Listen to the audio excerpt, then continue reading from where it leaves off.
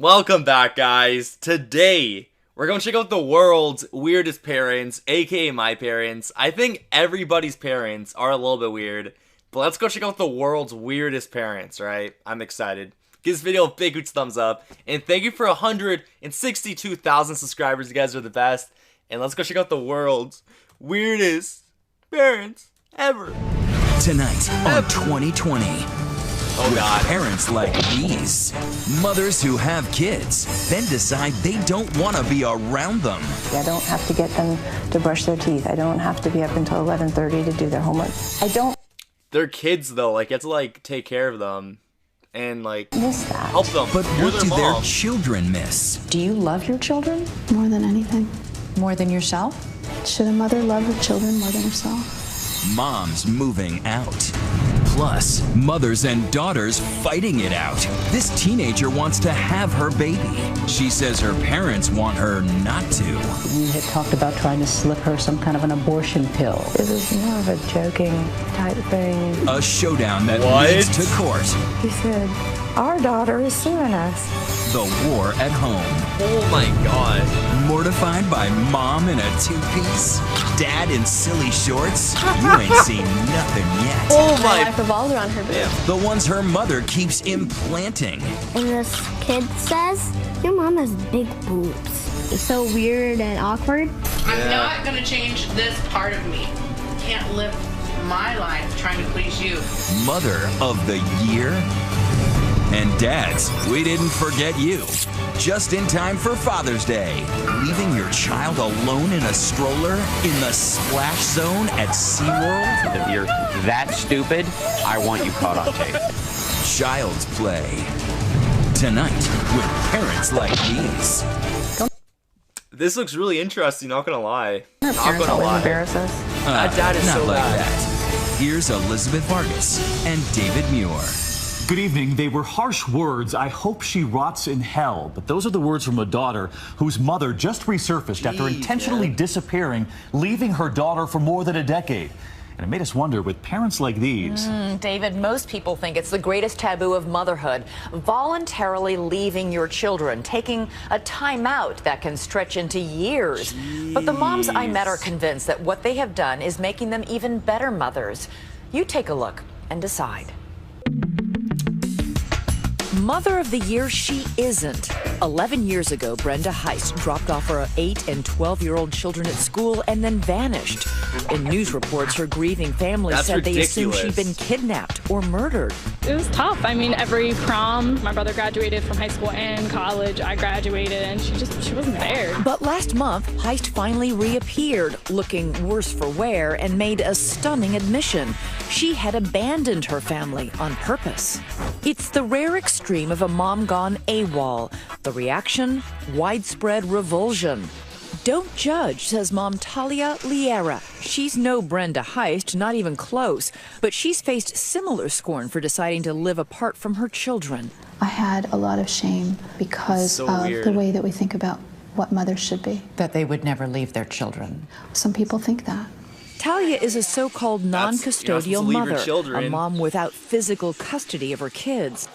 In 2008, she moved to Seattle after a divorce, leaving her 3 children, Nathaniel, Eric, and Serena, to live with their dad, David, 2,800 miles away in Pennsylvania. Well, I kind of like understand that. Like it's like a divorce, like you move away, but don't you like want to see your kids and everything? Like I don't know. Talia spends her days painting, writing, making music, and practicing martial arts with her boyfriend. Mothering? Hey, give me a wide shot of your room. I just want to see what it looks like. Well, that's done from afar. And I will walk you through the steps of the scrambled eggs and the... Oh, sure, she emails recipes for them to cook for themselves. But like, don't you like want like your And she mother's stays in hug? touch on phone and via It's Skype. important. You sound a little like you have a cold. Yeah, I have a cold. But they only see each other in person around once a year. Okay, well, Miss Sweet Cake, I will talk to you again soon. We talk all the time. We're very connected.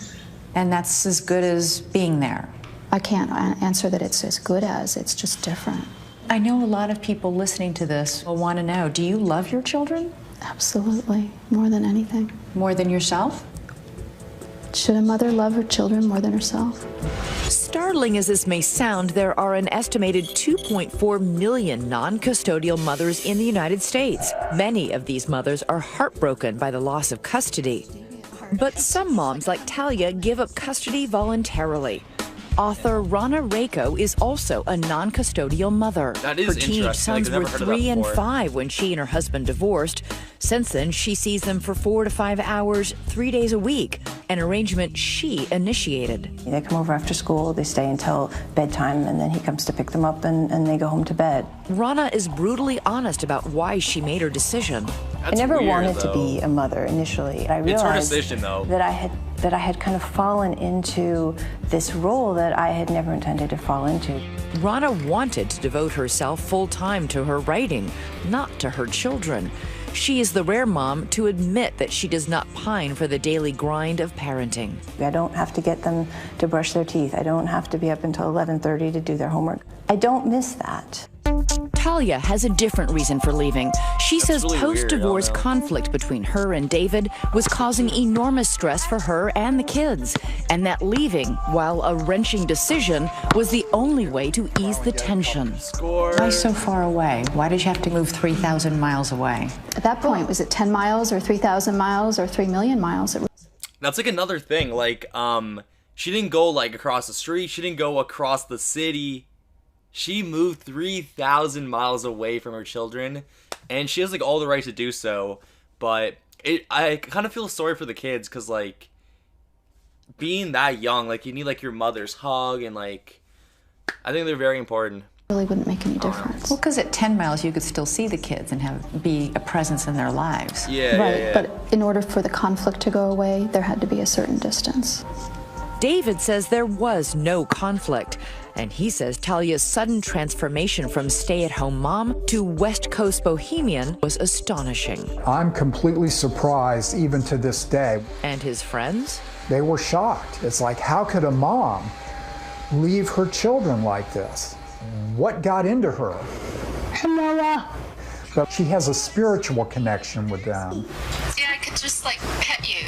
That is rather profound, and accordingly, she doesn't seem to need to have that physical contact with them. I feel you. How's my boy?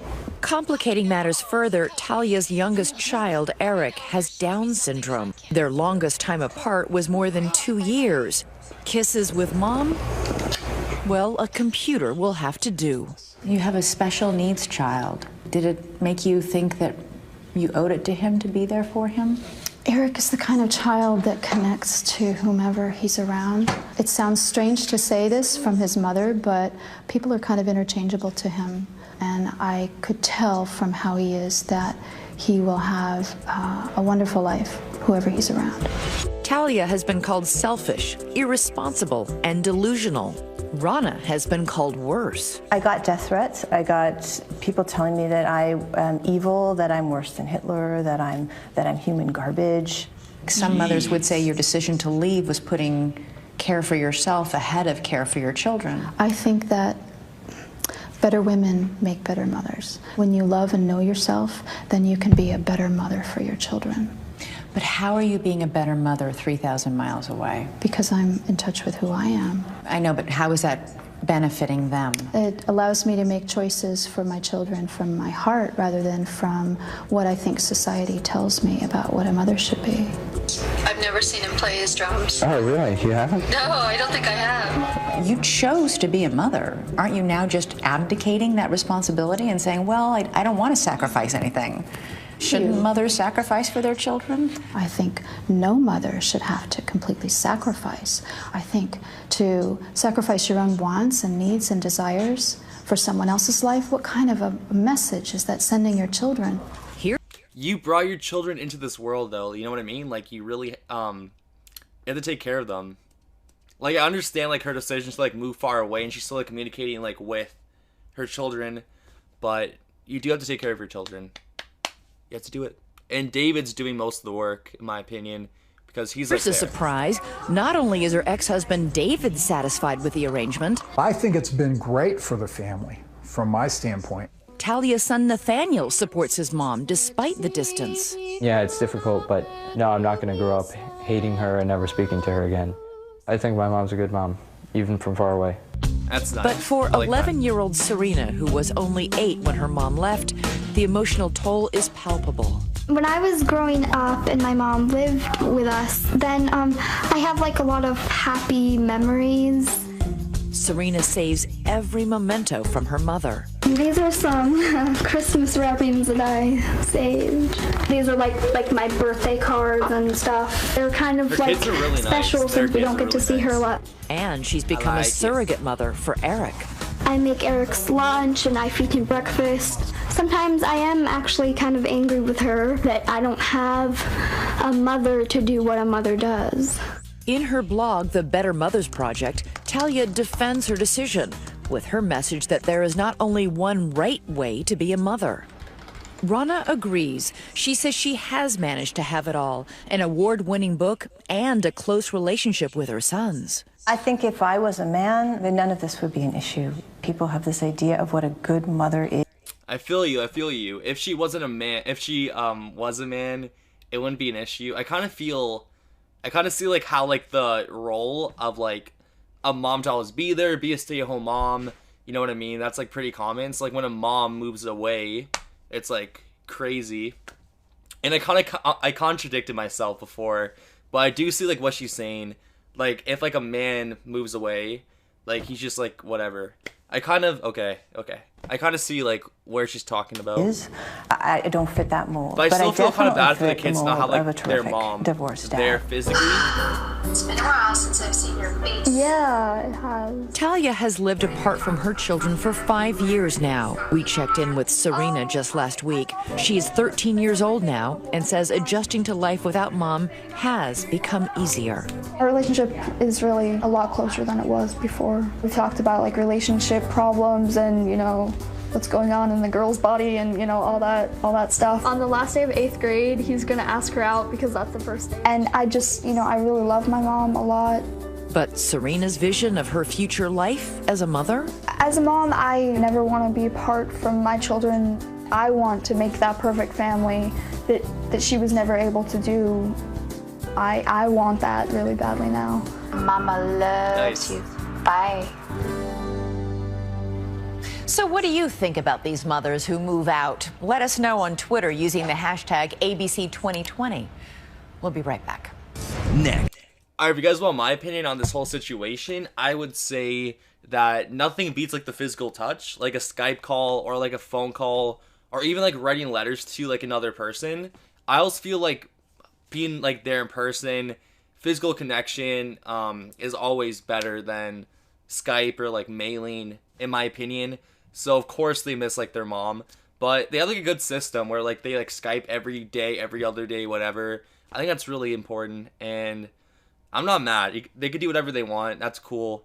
And yeah, that's pretty much my opinion. Let me know what you guys think in the comment section below. And we're gonna end this video right here, but there's like a whole documentary that's 40 minutes long. I really enjoy this. Like, it's really interesting seeing like different people's perspective of the world and like what they deal with, what they go through, because we often believe that our way of living is the right way, and these really make like shift your mind and like you see someone else's perspective, which is really cool. And I really did enjoy this. And yeah, hopefully you guys enjoyed it. If you want me to react to any of your videos, leave me a comment down below with the video and I will go check it out. And I hope you guys have an amazing day. Thanks for watching, guys, and peace.